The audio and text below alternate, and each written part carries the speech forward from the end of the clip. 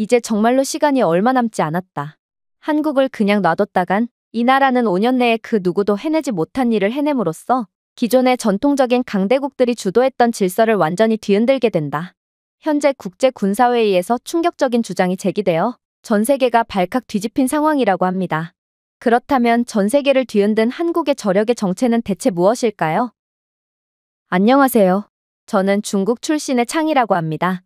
저는 현재 미국 MIT에 재학 중인 학생으로 특히나 방산 분야에 관심이 많은데요.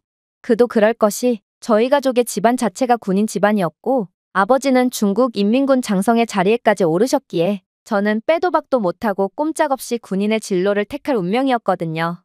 하지만 저는 군인이 되는 것이 무서웠고 그렇게 아버지와 협상을 한 끝에 방산 분야에서 활약하며 중국을 빛내기로 결정하게 됩니다. 그래서 저는 미국으로 유학을 와서 여러 선진 기술들을 배운 뒤 중국으로 돌아가기로 했죠. 저는 중국군 장성 출신의 아버지께 중국에 대한 여러 자랑스러운 면모들을 매일같이 들으며 자라왔기에 제 중국에 대한 자랑스러움은 하늘을 찌를 듯 높은 상태였는데요. 하지만 한 번은 이러한 제 중국에 대한 사랑과 존경의 감정이 완전히 산산조각나게 되는 일이 일어나게 됩니다. 그건 바로 MIT에서 세미나가 열렸을 때의 일이었는데요. 세계 최고의 공과대학교인 MIT답게 이러한 공학 세미나는 특히나 자주 열리고 이번 세미나에는 이름만 대면 알 법한 유명 미국 방산업체들에서 최고의 전문가들을 보내 세미나를 개최했거든요. 하지만 그렇게 진행된 세미나에서 미국 국방부 출신의 엘리트이자 현재 업계에서 이름만 대면 알 법한 군사 전문가가 충격적인 연설을 해오는 거 아니겠어요? 세계는 빠르게 변하고 있습니다. 그리고 우리는 변화를 쫓아야만 하는 필연적인 숙명을 갖고 있죠. 아마 여기에 모인 대부분의 학생들이 방산 분야로의 진로를 꿈꾸고 있는 것 같은데 그렇다면 여러분들은 현재 세계 최강의 방산 강국이 어느 국가라고 생각하시나요? 맞습니다. 미국이죠. 이건 이견이 존재하지 않을 정도로 너무 명확합니다. 그러나 10년 뒤에는 어떤 국가가 세계 최강일까를 묻는다면 이야기가 완전히 달라집니다. 왜냐하면 많은 방산 전문가들이 이대로라면 미국은 한국에 의해 세계 1위의 자리를 넘겨주게 된다며 우려를 표하고 있거든요. 그리고 그 대표적인 근거로는 한국과 미국의 성장률 차이를 예로 들 수 있을 것입니다. 한국의 기술력은 현재 역사상 유례없는 성장 속도를 보이며 전 세계 판도를 완전히 뒤집고 있거든요. 여기 완전히 넋이 나간 표정을 짓고 있는 학생들이 꽤 많군요. 사실 여러분들이 이러한 반응을 보이는 것도 당연합니다. 한국은 불과 수십 년 전만 해도 기본적인 권총조차 제조할 수 없었고 전적으로 외국 수입품에 의존하는 도저히 발전할 가능성이 있어 보이는 국가가 아니었거든요. 한국전쟁 이후 한국 군대는 구식 소총, 탱크, 항공기를 전적으로 미국의 잉여무기에 의존할 뿐이었고 한국은 1973년에 국방과학연구소를 설립하긴 했지만 여전히 전 세계로부터 비웃음을 받을 뿐이었습니다. 한국의 기술력은 다른 군사강국들에 비해 이미 수십 년 뒤처져 있고 가망이라는 게 보이지 않는 상황인데 그냥 하던 대로 군사강국들로부터 무기 수입이나 하지 왜 구태여 방산 연구를 하며 돈을 낭비하냐 이거였습니다. 당연히 전 세계 전문가들은 한국은 결코 독자적인 첨단 군사기술을 개발할 수 없을 것이라고 믿었습니다. 그도 그럴 것이 권총 한 자루도 못 만드는 국가가 독자적인 무기를 만드는 기술력을 갖게 된 사례는 지금껏 전 세계에 존재하지 않았거든요. 하지만 한국은 이러한 국제적 비웃음에도 가난하고 열악한 기술력이라는 후발주자의 운명을 받아들이는 대신 끊임없는 혁신, 전략적 파트너십, 산업 확장의 길을 걷기 시작했습니다. 그리고 1990년대에 이르러 한국은 방위 산업에서 자립을 위한 첫걸음을 내디뎠죠. 한국은 미국 M1 에이브럼스를 기반으로 한 K1 전차를 개발했고 K200을 개발해 독자적인 장갑차 생산을 향한 첫 도약을 시작했거든요. 또한 이때 한국은 T-50 골든이글 경전투기까지 개발하며 한국은 자체 전투기까지 개발할 능력을 갖게 되었습니다. 이러한 한국의 뜻밖의 성과에 많은 전문가들이 한국을 흥미롭게 보기 시작했는데요. 아무리 한국이 다른 국가의 기술력을 참조했다고 해도 이건 빨라도 너무 빠른 발전 속도였거든요. 그러나 딱 거기까지였습니다. 한국을 바라보는 전문가들은 그저 흥미의 단계에 그치며 한국에 더 이상의 발전은 없을 거라고 확신했거든요. 왜냐하면 독자적인 방산 기술력을 갖는 것과 남이 국가를 따라한 것과는 완전히 다른 이야기이기 때문입니다. 그러나 그로부터 딱 10년 뒤 한국은 미친 일을 해내고 맙니다. 바로 2010년대 한국은 주요 방위 수출국으로 부상했거든요. 2012년 한국은 K9 썬더를 자체 개발하여 이를 튀르키예에 수출하는 것까지 성공시키며 세계 무기 시장에 공식적으로 진출하게 되었습니다. 그리고 그 다음에 한국의 FA-50 경전투기는 중동 지역 및 인도네시아 등의 동남아 국가들에 수출되게 되죠. 불과 수십 년 전까지만 해도 권총 한 자루 만들 기술력이 없는 가망 없는 국가였던 한국은 이때의 자체 기술력으로 무기를 개발하고 수출까지 할 수 있게 된 것입니다. 그리고 2015년 한국은 K2 블랙팬서라는 무지막지한 전차를 만들어내죠. 그리고 이 블랙팬서는 몇 년 후 엄청난 결과를 만들어냅니다. 바로 2020년대 한국은 글로벌 방위 강국이 되어 이제 이 나라는 단순히 떠오르는 강대국을 넘어 글로벌 방위 산업에서 지배적인 세력이 되었거든요. 자, 다시 K2 블랙팬서 탱크로 돌아가 봅시다. 한국은 이 K2 탱크를 계속해서 업그레이드했습니다. 사막 기후를 가진 국가들, 추운 기후를 가진 국가들, 평지 조건과 산악 조건 등 지형과 기후를 초월해서 어떤 국가든 사용할 수 있도록 계속해서 맞춤형 업그레이드를 실시했죠. 그 결과 한국은 독일의 레오파드2 및 미국 에이브럼스를 능가하는 최고 수준의 자체 생산 탱크를 가지게 되었습니다. 그리고 많은 분들이 아시다시피 이러한 한국의 K2 블랙팬서는 전 세계에서 가장 잘 팔리는 탱크가 되었죠. 스텔스 기능을 갖춘 KF-21 보람의 전투기는 어떻고요? 여러분들은 최고의 방산 강국인 미국에서 자라와서 잘 모르겠지만 스텔스 기술은 당연한 기술이 아닙니다. 애초에 스텔스 기술 개발에 성공한 국가들 자체가 거의 존재하지 않거든요. 즉, 최첨단 방산 기술력을 가진 선진 국가들의 전유물이 바로 스텔스 기술이라는 것이죠. 하지만 불과 몇십 년 전까지만 해도 한국은 절대로 자체 무기를 생산하지 못할 것이고 기껏해야 소총 한 자루 만들까 말까 하게 될 정도의 처참한 실패를 겪게 될 거라는 대다수의 의견과는 달리 한국은 스텔스 전투기까지 개발해내는 그야말로 세계 최고의 자리에 우뚝 서게 된 것입니다. 하지만 한국의 정말로 대단한 점은 따로 있죠. 그건 바로 K9 썬더 자주포입니다. 이 자주포는 글로벌 시장 점유율 60%를 달성하며 그야말로 전 세계 모든 국가들에서 찾아볼 수 있는 글로벌 자주포가 되었거든요.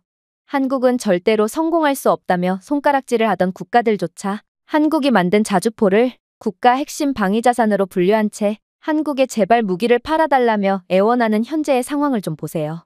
그만큼 한국은 이론적으로 봤을 때는 절대로 해낼 수 없던 업적을 결국 이뤄내버린 것입니다.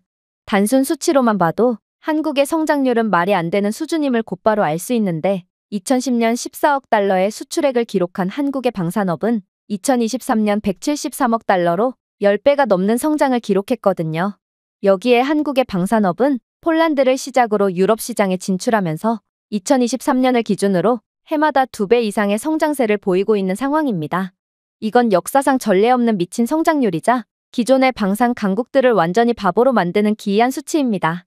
100년이 넘는 전통을 자랑하는 기존의 방산 강국들은 불과 50년 만에 한국에 전부 역전당한 상황이거든요. 그러니 한국의 성장세는 곧 미국이라는 무소불위의 권력자마저도 곧 고꾸라뜨릴 거라는 말입니다. 그리고 이러한 한국의 저력이야말로 여러분들이 한국이라는 나라를 반드시 공부해둬야 하는 이유라고 할 수 있죠.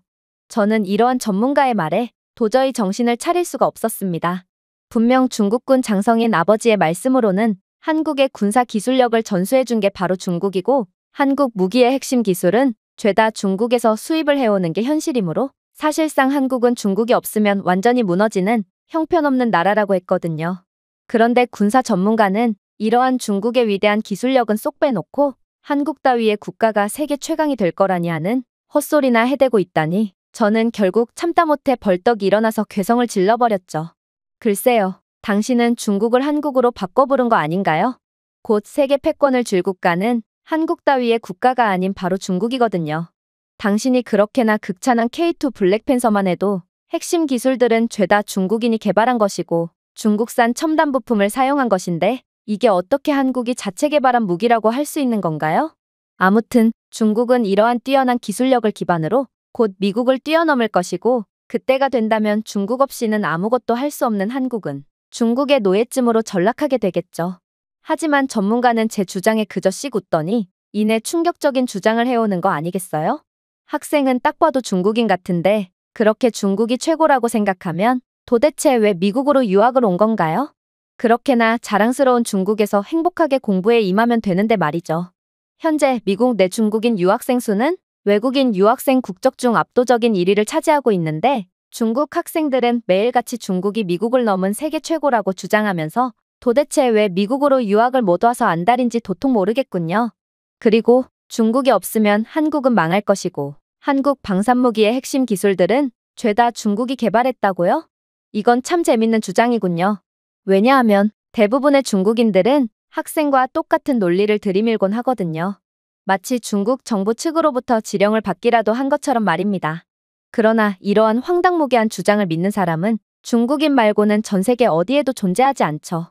왜냐하면 양국이 수출한 무기가 현재 어떤 성능과 결과를 보여줬는지만 봐도 중국의 주장은 터무니가 없는 거짓 주장이라는 것을 곧바로 알 수 있거든요. 중국이 만든 VT-4 전차를 좀 보세요.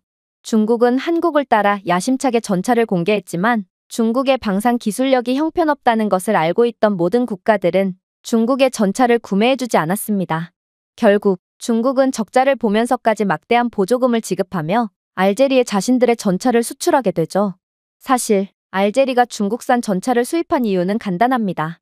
이들은 발전을 위해 투자가 필요하고 이 말은 자신들이 강력하고 믿을 만한 국가라는 것을 세계에 보여줘야 하는 입장에 놓였다는 말과 다름이 없거든요. 결국 알제리는 아프리카 패권국으로 발돋움하고 여러 해외 투자를 받기 위해 전 세계 관계자들을 초청해서 군사 퍼레이드를 벌였는데요. 하지만 퍼레이드가 시작하자마자 중국에서 사들인 VT-4가 말썽이었죠. 외국 고위 인사들 앞에서 2대의 VT-4 탱크가 완전히 움직이지 못하고 멈춰서 버렸거든요. 결국 멈춘 탱크는 재가동되지 않았고 군인들은 퍼레이드장에서 탱크를 손으로 밀어내는 그야말로 완전히 개망신을 당해버린 것입니다. 당연히 알제리는 국제 투자자들로부터의 신뢰도를 얻는데 완전히 실패하고 말았고 해외 투자권도 완전히 물거품이 되었죠. 이뿐만이 아닙니다. VT-4의 중국산 엔진은 북아프리카 조건에서 계속 과열되어 멈춰버렸고 VT-4는 한국의 K2 전차가 극한의 사막 조건에서도 5km 이상의 목표물에 도달하는 것에 비해 2km의 거리에서도 정확하게 발사되지 못해 명목적인 스펙상보다도 훨씬 더 기대에 못 미치는 성능 뻥튀기의 모습을 여실히 보여줄 뿐이었습니다. 그런데 이런 열악한 기술을 가진 중국이 어떻게 유럽 전역에서 불티나게 팔리며 지형 조건과 기후를 가리지 않고 늘 최적의 성능을 보여주는 K2 블랙팬서의 부품을 공급할 수가 있단 말인가요? 이것만 봐도 한국은 중국보다 기술력에 있어서 십수년은 앞서 있다고 봐도 과언이 아닌데 말이에요. 물론 저는 중국인들이 왜 한국만 보면 열등감을 느끼는지 잘 알고 있습니다. 중국이 국가에 사활을 걸고 시도해도 결국엔 해내지 못했던 꿈같은 업적들을 한국은 너무나도 쉽게 얻어내고 있거든요.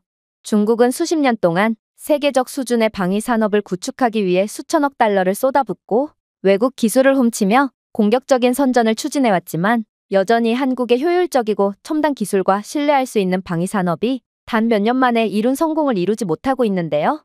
중국은 수십 년 동안 노력해서 99A형 전차와 VT-4형 전차를 개발했지만 더운 기후에서 지속적으로 과열되고 고장날 뿐이었고 결국 막대한 보조금을 뿌리며 적자를 보며 동남아 및 아프리카 국가들에 판매하는 것 외엔 도저히 구매자를 찾을 수가 없었거든요.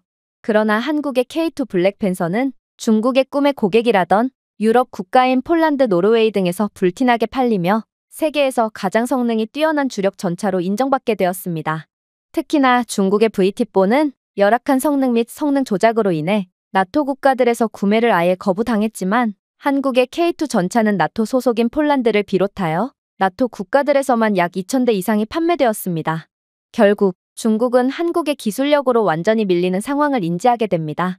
그래서 이들은 한국은 무슨 짓을 해도 절대로 이길 수 없다고 판단했고 한국과의 경쟁만큼은 무조건 피하기 위해 전차가 아닌 전투기 쪽으로 눈을 돌리게 되죠. 그곳은 곧 지옥과 다름없다는 것도 모른 채 말입니다. 결국 중국은 역시 수십 년의 노력 끝에 미국의 F-22 랩터를 그대로 베껴서 출시한 제-20 스텔스 전투기를 내놓습니다. 그러나 중국이 자체 개발했다던 스텔스 기술은 너무 불안정해서 도저히 스텔스 기능이 있다고 보기 어려웠고 한국은 이미 1990년대에 개발에 성공했던 제트 엔진을 아직까지도 기술력 부족으로 인해 생산할 수가 없었기에 여전히 러시아산 엔진에 의존하고 있었는데요. 결국 반쪽짜리도 못 되는 중국산 전투기를 구매할 국가는 아무도 존재하지 않았고 중국은 이 전투기도 전부 막대한 보조금을 뿌리며 적자를 통해 동남아 국가들에 판매해야 했습니다. 하지만 한국은 달랐죠.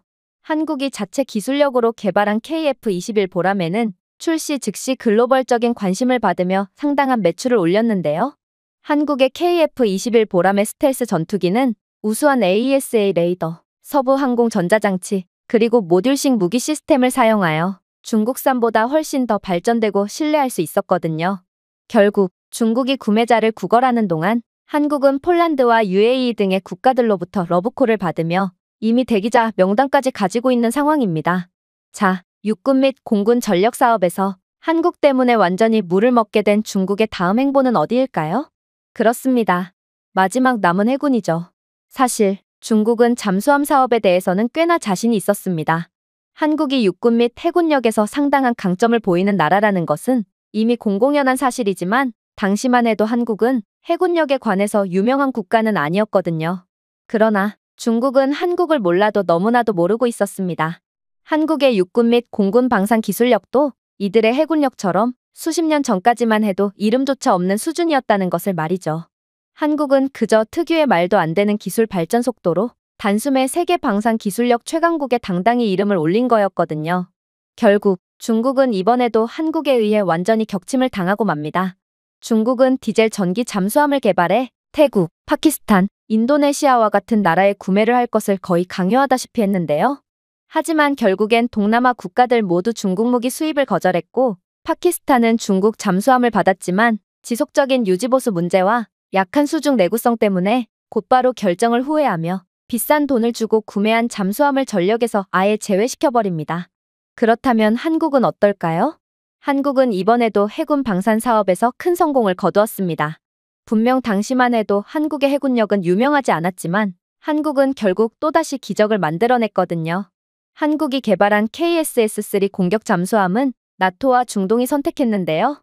실제로 한국의 KSS-3 잠수함은 세계 최고의 비핵 잠수함으로 평가받고 있으며 인도네시아는 한국 모델이 더 나은 스텔스, 더 긴 내구성, 그리고 우수한 어뢰를 가지고 있다며 중국보다 한국의 잠수함을 선택했습니다. 한국이 개발한 최신형 잠수함은 나토 표준 시스템과 최신 공기 독립 추진 기술을 사용하기 때문에 유럽 국가들조차도 한국 잠수함을 선택하는 추세죠. 즉, 중국이 그렇게나 꿈처럼 여겨오던 유럽 국가로의 무기 수출을 한국은 마치 누워서 떡 먹기 수준으로 너무나도 쉽게 해버리니 중국은 무슨 수를 써도 절대로 이길 수가 없는 한국에 대한 열등감에 빠져 결국 없는 말까지 지어내며 한국을 음해하고 있는 거란 말입니다. 하지만 역사적으로 봤을 때도 제대로 된 성공이라곤 해본 적도 없는 중국이 성공의 DNA를 가지고 있는 한국을 이기기란 앞으로도 불가능할 전망이고 중국에 더욱 발전하기 위해 겸허히 배우기보단 남을 깎아내리고 험담을 하며 끌어내리기만 하려고 하는 고약한 태도를 보건대 중국은 100년이 지나도 한국의 발 아래에서 허우적대기만 할 것 같군요. 저는 전문가의 말에 완전히 넋이 나갈 수밖에 없었습니다. 솔직히 인정하긴 싫었지만 전문가의 논리는 중국군 장성이셨던 아버지의 논리까지도 완전히 깨부술 만큼 탄탄했고 저는 도저히 반박을 할 여지조차 없었거든요. 그렇게 저는 자존심이 땅을 뚫고 지하실로 곤두박질 치는 것을 느끼며 그 자리에 털썩 주저앉을 수밖에 없었어요. 그러면서 이 수모는 언젠간 반드시 갚겠다는 다짐을 하며 화를 사귈 뿐이었죠. 그리고 그러한 기회는 얼마 안가 제게 찾아오게 되었습니다. 그건 바로 아버지가 제게 일감 하나를 소개해 주었기 때문인데요. 아버지는 제게 중국의 국방일보의 시를 한국의 후진적이고 형편없는 사진을 촬영해오라는 말씀을 건네셨거든요. 사실 중국의 공영방송이나 뉴스, 신문, 국방일보 등 중국의 모든 곳에서는 한국의 열악하고 후진적인 면모를 게재하는 관습이 있고 많은 중국인들은 이러한 한국의 열악한 모습에 대리만족을 느끼곤 하는데요. 아무래도 아버지는 이러한 한국을 암묵적으로 깎아내리는 중국의 문화 때문에 제게 한국에 대한 열악한 모습을 취재해오라고 말씀하신 것 같았죠. 저는 갑자기 이러한 중국인들의 행동은 전부 아무리 노력해도 한국의 발끝만큼도 못 따라가는 데서 나온 한국에 대한 열등감이라는 전문가의 주장이 생각났고 순간적으로 기분이 안 좋아졌지만 아무튼 이건 제가 추후 중국으로 돌아갈 때도 좋은 스펙이 될 것 같았기에 제게 있어 매우 좋은 기회였습니다. 그래서 저는 세미나에서의 복수를 할 겸 깊은 사명감을 안고 한국에 도착하게 되었죠. 하지만 그렇게 한국에 도착하자마자 저는 약간의 문제가 있다는 것을 눈치채게 되었습니다. 바로 저는 분명 한국은 매우 가난하고 낙후된 국가인 줄 알았으나 직접 와본 한국은 제 생각보다도 훨씬 발전한 국가였고 또 물가도 상당히 비싼 국가였다는 거였습니다. 한국 곳곳에는 중국에서는 거의 볼 수 없는 거대한 고층 빌딩이 늘어서 있었을 뿐만 아니라 평범한 식당에서도 중국에서에 비해 2배 이상은 되는 높은 물가를 자랑하고 있었는데요. 심지어 한국인들은 평범한 학생들마저도 그러한 높은 물가의 음식이 아무런 부담이 되지 않는 듯 너무나도 태연하게 결제를 하고 있었기에 저는 한국은 정말로 중국보다 훨씬 부유한 국가인 건가 싶어 화들짝 놀랄 수밖에 없었습니다. 물론 한국의 평범한 길거리에서도 놀라운 장면은 마찬가지였어요. 한국의 평범한 도로에는 각종 고급 차량들이 즐비해 있었을 뿐만 아니라 길거리도 믿을 수 없을 만큼 청결한 모습을 자랑하고 있었거든요. 특히나 저는 분명 유동인구가 많은 거리나 번화가를 걸었음에도 한국은 이러한 수많은 사람들이 즐비해 있는 거리마저도 놀랍도록 청결한 모습을 자랑하고 있었는데요. 미국의 번화가 거리에는 각종 주사기들과 쓰레기, 그리고 쓰레기통을 뒤지는 노숙자들과 양냄새가 진동을 하는 무법지대의 모습이 펼쳐져 있을 뿐더러 중국은 그 더러움과 악취의 정도가 훨씬 심하고 심지어 현재 극심한 불경기를 겪고 있는 중국에는 평범한 직장인마저 월급보다 월세가 더 비싼 상황에 아예 집 구하는 것을 포기한 채로 직장 근처의 길거리에서 노숙을 하며 하루하루를 연명하는 경우가 대다수인 상황입니다. 그러나 한국의 번화가에는 그러한 후진적인 모습은커녕 아예 쓰레기조차 전혀 없는 깔끔하고 안전한 모습을 자랑하고 있었죠. 알고 보니 한국은 번화가를 중심으로 무인청소 로봇을 시범 운영하는 국가였고 이러한 무인기술 덕분에 어디에서나 극한 수준의 청결을 유지할 수 있던 거였는데요. 결국 저는 이러한 한국의 말도 안 될 정도로 뛰어난 모습에 더더욱 엄청난 열등감을 느끼고 말았습니다. 이러한 한국의 단적인 모습만 보더라도 중국은 기술력과 부유함, 청결 등 모든 면에서 한국에 압도적으로 패배한 상황임을 곧바로 깨달을 수 있었거든요. 하지만 저로 하여금 가장 큰 충격을 불러일으켰던 점은 따로 있었습니다. 그건 바로 숙박비였죠. 한국의 숙박비 또한 중국과 비교했을 때 거의 2배 이상은 비싼 모습을 보여주고 있었는데요. 저는 애초에 한국을 물가가 무척이나 저렴한 개발도상국쯤으로 생각하며 돈을 거의 챙겨오지 않았기에 저는 부득이하게 가장 저렴한 지역을 중심으로 숙소를 구할 수밖에 없었습니다. 그런데 한국의 저렴한 지역을 탐색하다 보니 저는 뭔가 이상한 점을 발견하게 되었습니다. 그건 바로 한국에서 가장 저렴한 지역은 바로 차이나타운이나 중국인 밀집 거주구역 근처였기 때문인데요. 이건 말이 안 되는 상황이었습니다. 저는 분명 중국이 한국보다 훨씬 강력하고 부유한 국가라고 배웠는데 어떻게 가장 비싼 지역이어도 모자랄 차이나타운이 한국에서 가장 저렴한 지역일 수가 있단 말인가요? 그러나 이러한 제 의문점은 얼마 안 가 곧바로 해소되게 되었죠. 바로 제가 묵게 된 중국인 밀집 거주 지역 한복판에 위치한 숙소에서 저는 중국인 주인과 대화를 하게 되었는데 그는 생각지도 못한 충격적인 주장을 해오기 시작했거든요. 저는 한국이라는 외국에서 중국인을 만나 매우 반가운 나머지 그에게 한국 비하를 시작했는데요. 원래 중국인들은 처음 만나서 친해질 때 서로에 대한 긴장을 풀기 위해 한국을 욕하면서 친해지곤 하거든요. 그래서 저는 중국인 숙소 주인에게 사실 저는 한국의 약하고 후진적인 면모를 중국 본토뿐만 아니라 전 세계에 공개하기 위해 이곳에 왔고 한국인들에게 굴욕감과 패배감을 안겨다 줄 거라고 주장했는데요. 그런데 당연히 저를 지지해 줄 거라고 생각했던 중국인 숙소 주인은 정말 예상치도 못했던 충격적인 답변을 건네오는 거 아니겠어요? 그래? 그런데 중국 따위가 한국을 무슨 수로 이길 건데? 그런 멍청한 주장을 하는 것을 보니 당신은 분명 한족 출신인가 보군. 나는 중국 내 소수민족 출신으로 중국의 한족 중심의 차별적인 정책들을 피해 한국으로 이주한 지 벌써 20년이 되었어. 그리고 중국이 싫어서 한국에서 살게 된 나로서 나는 중국이 감추고 있는 열악한 현실을 그 누구보다 잘 알고 있지. 내 친구들과 가족들은 내게 중국의 처참한 상황에 대해 줄곧 말해주고 있거든. 자, 들어봐. 중국은 애초에 진작에 찢어졌어야 할 국가를 억지로 이어붙이고 있는 기형적인 국가야. 중국은 각기 다른 민족으로 구성되어 있고 멍청한 한족놈들은 우리 소수민족을 완벽하게 통제하고 있다고 생각하지만 과연 그럴까?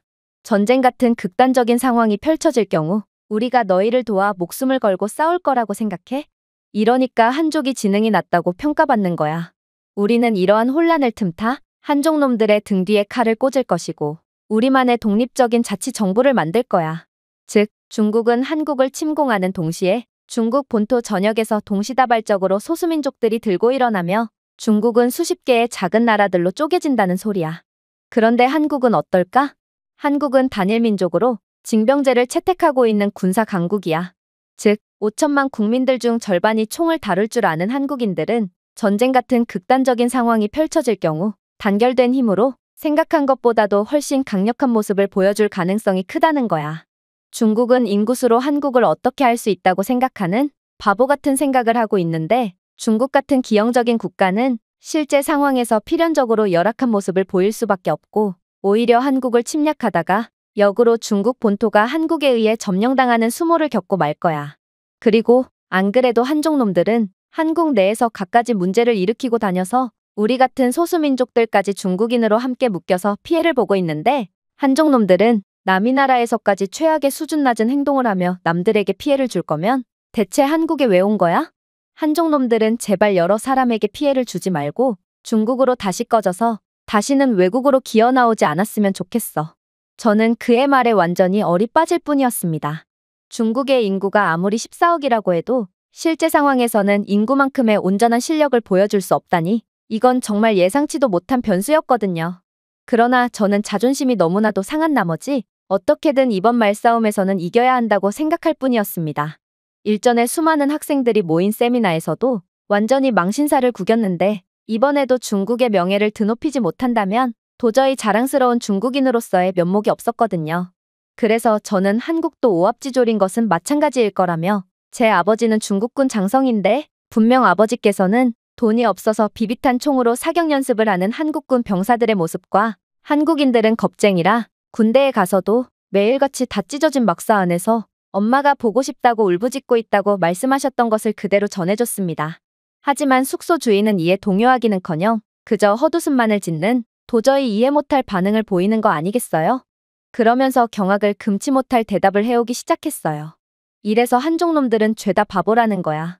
그런 초등학생도 안 믿을 법한 말을 고지고대로 믿다니 아무래도 한족놈들은 정보를 분별해서 듣는 능력이 아예 없는 멍청이들일 뿐인 것 같네.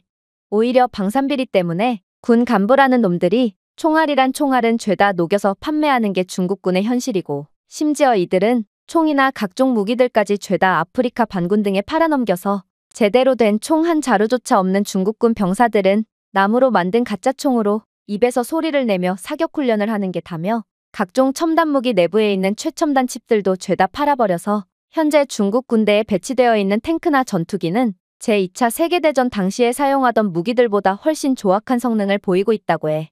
이런 유사국가에서 뭘 어쩌고 어째? 그리고 한국인들이 겁쟁이라고. 내가 뭘 몰라서 하는 말 같은데 한국인들은 전 세계에서 가장 준비된 사람들이고 만약 중국이 경거망동을 하기라도 하면 30분도 안 되어 모든 준비를 마치고 침략자를 빠르게 격퇴할 무시무시한 국가야. 그러면서 그는 벙쪄있는 제게 웬 영상 하나를 보여주었는데요. 그건 바로 한국의 한 공영방송사에서 한국 번화가에서 대대급의 병력을 구축하는데 얼마큼의 시간이 걸리는지 테스트하는 영상이었습니다.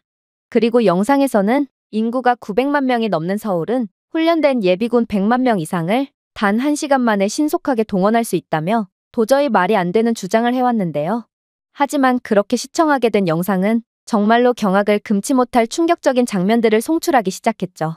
한국의 이러한 신속하게 예비군들을 동원하는 능력은 연례 예비군 훈련에서 입증된 상태였고 전 세계의 군 관측통들조차 한국의 이러한 신속한 예비군 동원은 전례가 없는 일이라며 경악의 반응을 보였거든요. 특히나 한국의 비상 상황을 가정한 실험에서 한국은 번화가의 도시 거리에서 단 몇 분 만에 대대 규모의 거대한 병력을 효과적으로 집결시켜버렸는데요. 방송사 측이 확성기로 예비군 및 현역 출신들에게 협조를 구하자 번화가 내에 있던 수많은 각기 다른 전문 보직을 갖고 있던 한국인 예비군 및 현역들은 그 즉시 신속하게 집결하는 놀라운 모습을 보여주었거든요. 먼저 삼성전자 직원으로 밝혀진 평범한 직장인 옷차림의 30대 초반 남성이 웃음 반진집 안으로 본능적으로 시선을 집중시키며 빠르게 다가왔고 자신은 육군 보병 출신이라며 자신의 특기까지 밝혔는데요. 저는 이렇듯 지극히 평범한 외관을 가진 사무직 직장인이 2년간 군대에서 복무한 군필자인 상황에 등골이 서늘해지기 시작했어요. 중국은 징병제 국가가 아니고 길거리에서 예비군을 찾기란 정말 쉽지 않거든요. 중국이 아무리 14억 인구를 가진 국가라고 해도 대부분의 사람들은 총을 구경조차 해본 적이 없을 정도니 실전에서는 14억 인구의 이점을 거의 살리지 못할 게 분명했죠. 하지만 한국은 이런 제게 아직 놀라기는 이르다는 듯 더욱 놀라운 모습을 보여주기 시작했습니다. 영상의 다음 부분에서는 근처에서 쇼핑을 하던 매우 앳된 얼굴의 3명의 젊은 남성이 서둘러 찾아왔는데요. 그리고 그들은 군대에서 각자 통신 및 물류 전문가로 복무했고 현재는 복학한 대학생이라고 밝히더라고요. 한국에서는 평범한 대학생마저 군대에서 복무한 경험이 있는 예비 전투요원이었던 것입니다. 더 놀라웠던 건 그와 거의 동시에 음식을 배달하던 배달기사 2명이 도착하여 오토바이를 도로변에 재빨리 주차하고 자신들은 전직 포병 부대원임을 알렸다는 거였는데요. 한국에서는 그야말로 길거리에서 보이는 모든 사람들이 즉각적으로 전투에 투입될 수 있는 예비 전투 요원이었고 이건 한국은 적국이라고 생각했던 제게 정말 소름마저 돋을 정도로 크나큰 두려움을 안겨다 주었습니다. 그 외에도 사람들로 북적이는 삼겹살 식당에서는 주인처럼 보이는 웬 아저씨가 요리 집게를 들고 나오더니 자신은 공병대대에서 상사로 전역한 군 간부 출신이라고 주장하지를 않나 커피 하나를 쥐고 길거리를 거닐던 정말 그 누구보다 평범하게만 보였던 배불뚝이 아저씨는 자신을 외과 의사라고 밝힌 뒤 군대에서 의무관으로 복무했다며 씩 웃어 보이기도 했기에 저는 이젠 놀라기도 지쳐 그저 넋이 나간 표정으로 허공을 응시할 뿐이었습니다. 물론 중국에서 인구 밀도가 가장 높은 일선 도시에서 며칠간 수소문해도 절대로 구할 수 없는 특수한 보직들조차 한국에서는 그저 번화가에서 소리 한번 지른 것만으로 모집할 수 있었는데요. 분명 영상 속에서는 예비군들을 소집한 지 1분도 안 됐음에도 커피숍에서 여유를 즐기던 아저씨 2명이 나와 충격적인 자기소개를 해오기 시작했거든요. 저는 전직 공군 F-16 조종사이자 현재는 대한항공에서 기장으로 일하고 있습니다. 요즘의 젊은 현역 친구들에 비해서는 많은 부분에서 뒤떨어질지 모르겠지만 제게 기회만 주어진다면 저는 망설임 없이 다시 조종관을 잡을 것입니다. 전 현역 조종사예요. 한국에는 수많은 우수한 파일럿들이 즐비해 있고 한국 공군에는 각종 시뮬레이션 훈련 시스템도 잘 갖추어져 있기에 아무리 예비군이나 민방위더라도 빠르게 실전 감각을 끌어올릴 수 있죠. 물론 새로운 전문 인력을 훈련시키기에도 한국 공군만큼 좋은 환경을 가진 군대도 없을 거라고 확신해요. 즉, 실전 상황에 돌입한다면 한국은 생각보다도 훨씬 더 강력한 모습으로 적을 격퇴할 수 있다는 말이죠. 저는 정말 깜짝 놀랐습니다. 한국은 전투기 조종사를 평범한 길거리에서 찾을 수 있는 국가라니 도대체 이런 나라가 어떻게 존재할 수가 있단 말인가? 중국에서는 전투기 조종사는커녕 차량 운전병 출신의 예비군 인력조차 쉽게 찾을 수 없을 게 분명합니다. 그러나 한국은 차원이 다른 실전성을 가진 무시무시한 국가였고 특히나 그렇게 예비군 및 민방위 출신들을 모집한 지 5분이 지났을 때는 여러 양복 차림의 평범한 직장인들, IT 프로그래머, 카페 바리스타, 학생, 물류기사, 휴가를 나온 현역 병사, 심지어 패션 복장을 한 TV 드라마 제작자까지 다양한 직종의 전직 군인 수백 명이 번화가에 자발적으로 모여 길거리를 가득 메웠는데요. 특히나 이들은 아직까지도 각자의 군계급, 부대, 특기 등을 빠르고 명확하게 기억하고 있었고 이는 한국은 유사시에 전투 요원들이 필요한 곳으로 신속하게 배치될 수 있다는 것을 의미하기에 저는 이러한 한국의 놀라운 모습에 완전히 혀를 내두를 수밖에 없었습니다. 그리고 이러한 제 얼빠진 모습에 소수민족 출신의 숙소 직원은 저를 비웃듯이 속삭이기 시작했죠. 중국에서 이러한 전투요원을 구하려면 얼마나 시간이 걸리지? 당신 말대로 인구 14억의 중국인들이니까 어림잡아봐도 한국보다 28배나 인구수가 많은 중국은 한국보다 28배나 빠르게 예비 전투요원들을 모집할 수 있겠지? 뭐, 당신의 표정을 보니 당신도 중국은 죽었다 깨어나도 한국과 같은 신속한 모습을 보일 수가 없을 거라는 것을 잘 알고 있나 보군. 중국에서는 예비군 부대를 조직하는 데만 해도 몇 주에서 몇 달의 계획, 서류 작성, 전화, 이메일이 필요하고 중국 군대는 애초에 전산화조차 제대로 이루어져 있지 않기에 겁쟁이 중국인들은 대다수가 소집 명령에 응하지 않고 다들 도망가버리고 말 거야. 하지만 당신이 보기에 한국은 어때? 모든 신체 건강한 한국인은 2년 동안 복무한 후 몇 년 동안 예비군 훈련에 참여할 뿐만 아니라 이들은 민방위 훈련까지 받으며 계속해서 실전성을 갈고 닦고 있어. 이는 한국은 아무리 일상생활로 바쁘더라도 수백만 명의 훈련된 군인을 언제 어디서나 즉시 동원할 수 있다는 것을 의미하지. 저기 지나가는 안경을 쓴 약해 보이는 한국 아저씨를 좀 봐. 당신은 저 한국인을 보고 분명 총 한 번 쏴본 적 없는 약골이라고 무시할 테지만 저 한국인은 십수년 전에 군대에서 밥 먹듯이 특등사수를 기록한 만발의 저격병일 수도 있고 저기 보이는 앳돼 보이는 학생들 또한 전부 2년 동안 중국인들은 상상조차 할 수 없는 고된 훈련을 받은 사람들이야. 그러니 중국은 한국을 절대로 이길 수 없을 거야. 한국에서 모든 민간인은 저마다의 숨기고 있는 특기가 존재하고 이러한 그들의 2년간 갈고 닦은 특기는 유사시에 적군을 순식간에 괴멸시킬 거거든. 솔직히 내 국적은 분명 중국이긴 하지만 나는 항상 한국을 응원하고 있어. 만약 중국이 미친 짓을 감행할 경우 한국은 분명 중국을 가만히 두지 않을 거고 나와 내 소수민족 동료들은 곧바로 한국을 도와 우리 민족의 독립을 위해 들고 일어날 거거든. 그렇게 된다면 중국이라는 나라도 이제 끝이고 한 줌의 재가 되어 사라지겠지. 결국 저는 완전히 할 말을 잃고 눈물까지 줄줄 흐른 채 그대로 도망가고 말았습니다. 저는 한국이 이 정도로 강력한 나라일 줄은 상상조차 못했고 또 그의 말에는 도저히 반박의 여지가 없었거든요. 그리고 저는 아버지께 제출할 만한 한국의 유약한 면모도 도저히 포착하지 못했을 뿐만 아니라 애초에 군대에서 고된 훈련을 마친 한국 남성들이 두려워서 한국인들의 눈조차 제대로 못 마주친 채 눈을 항상 내리깔고 다녔기에 저는 자신만만한 채 도착한 한국에서 무기력한 모습만을 보여주며 미국으로 다시 도망가는 수밖에 없었죠. 정말로 저는 중국이 괜한 경거망동을 한 나머지 한국만큼은 건드리는 일이 없도록 간절하게 비는 중이고 한국을 건드렸다간 어떤 나라든 괴멸당할 수밖에 없다는 생각에 계속해서 한국에 대한 두려운 감정을 느끼고 있는 상황입니다. 제가 준비해온 내용은 여기까지입니다. 끝까지 시청해주셔서 진심으로 감사드리며 여러분들의 구독과 좋아요, 알림 설정은 영상 제작에 큰 힘이 됩니다. 이상 세모튜브였습니다.